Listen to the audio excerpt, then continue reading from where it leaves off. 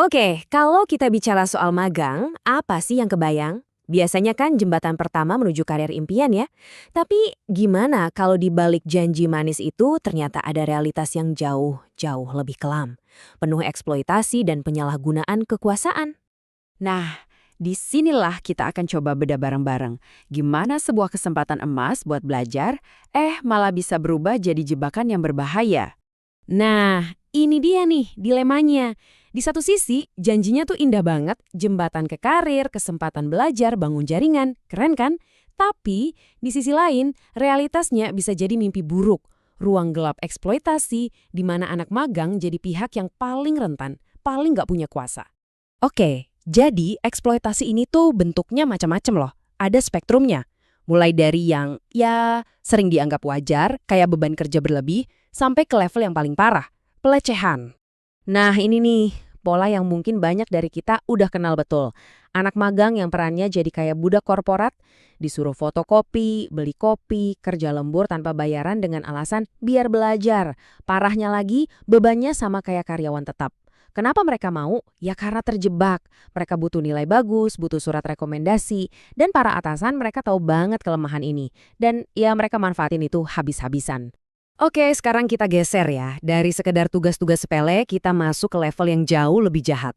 Karena gini, logika kekuasaan yang sama yang bikin anak magang nurut disuruh fotokopi, itu juga yang membuka pintu buat pelecehan seksual yang sistemik.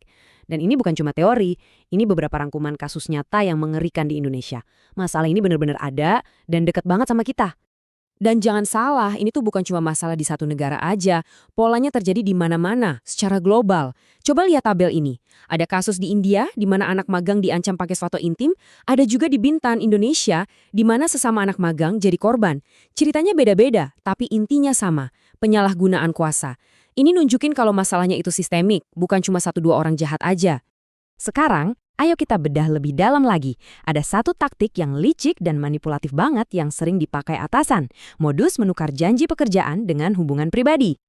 Prosesnya tuh biasanya ada polanya, kayak jebakan 3 langkah gitu. Pertama, si atasan pakai pendekatan bos baik, kasih perhatian lebih, proyek keren, jadi temen curhat.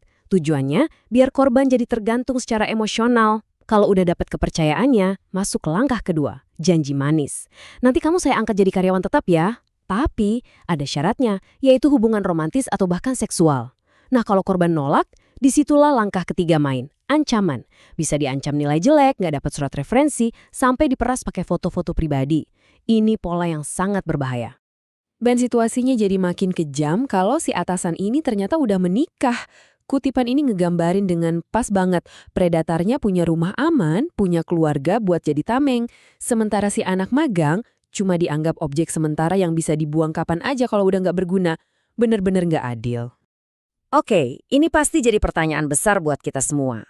Kalau kasusnya sebanyak ini, kenapa kok banyak banget korban yang milih buat diam? Coba deh lihat angka ini, 21/22. Ini bukan statistik biasa. Ini data dari Kenya, di mana dari 22 korban yang dilecehkan oleh orang yang sama, cuma 1 yang berani lapor. 21-nya lagi memilih diam.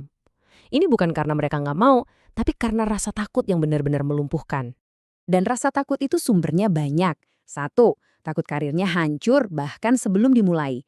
2, takut sama stigma masyarakat yang seringnya malah nyalain korban. Dan yang ketiga, ini yang paling menyedihkan, mereka udah nggak percaya lagi sama sistem. Mereka ngerasa percuma lapor, toh nggak akan ada yang belain. Dan rasa nggak percaya itu ada alasannya. Kadang sistemnya emang terang-terangan berkhianat.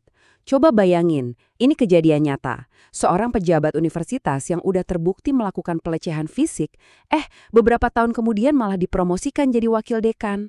Pesan apa yang dikirim ke korban? Jelas banget, institusi lebih milih melindungi nama baiknya dan pelakunya daripada melindungi korbannya.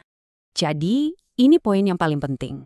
Semua ini nunjukin kalau ini tuh bukan lagi soal oknum atau 1-2 orang jahat. Bukan. Ini udah jadi masalah budaya. Sebuah kultur yang membiarkan hal ini terjadi terus-menerus. Mau bukti kalau ini masalah budaya? Lihat aja contoh ini. Di satu universitas yang sama, di India. Dalam rentang waktu cuma 2 bulan, ada 3 kasus pelecehan yang berbeda. 3 kasus. Januari ada dokter ditangkap. Januari lagi ada anak magang ditangkap karena memeras. Februari ada profesor diskors. Ini nggak mungkin kebetulan. Ini gejala dari sebuah sistem yang sakit. Dan pola kayak gini sayangnya terus berulang di banyak institusi lain. Para predator ini merasa aman, mereka merasa di atas angin, karena mereka tahu persis korban mereka nggak berdaya. Nah, ini yang akhirnya membawa kita ke satu pertanyaan penutup yang mungkin paling penting dari semuanya. Kalau sebuah sistem terbukti lebih sering melindungi predator ketimbang korbannya, kita jadi harus bertanya, sebenarnya sistem ini dibangun untuk siapa?